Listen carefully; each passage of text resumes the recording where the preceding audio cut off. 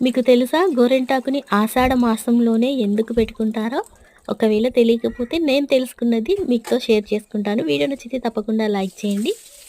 Comment కూడా చేయండి. మీకు తెలిసింది ఏదైతే ఉందో అది నేను కూడా తెలుసుకుంటాను. అయితే నేను తెలుసుకున్న విషయం ఏంటి అంటే, సైంటిఫికల్లీ మనకి ఆషాఢ మాసం అయిపోయి శ్రావణ మాసం స్టార్ట్ అయ్యేలోపు తొలకరి జల్లులనేవి పడతాయన్నమాట. అంటే వర్షాకాలం స్టార్ట్ అవుతుంది కదా! అప్పుడు పాతకాలంలో పొలాలు వేయడానికి అంటే పంటలు పండించడానికి మట్టిలో ఎక్కువ పనులు చేసేవాళ్ళన్నమాట ఆడవాళ్ళు.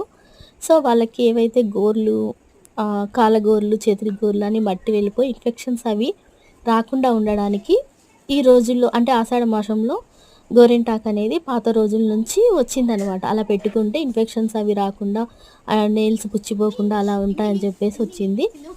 శాస్త్రీయంగా చూస్తే అందరికీ తెలిసిందే గౌరి అమ్మ ఇంటి ఆకుని గోరింటి ఆకు అంటారు.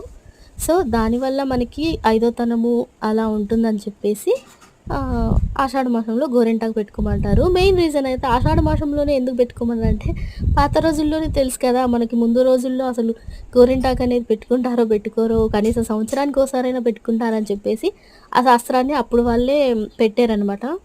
అంటే సంవత్సరానికి ఒక్కసారే పెట్టుకోవాల్సిన అవసరం లేదు. గోరింటాకు అనేది మనకి ఎప్పుడు కావాలంటే అప్పుడు పెట్టుకోవచ్చు.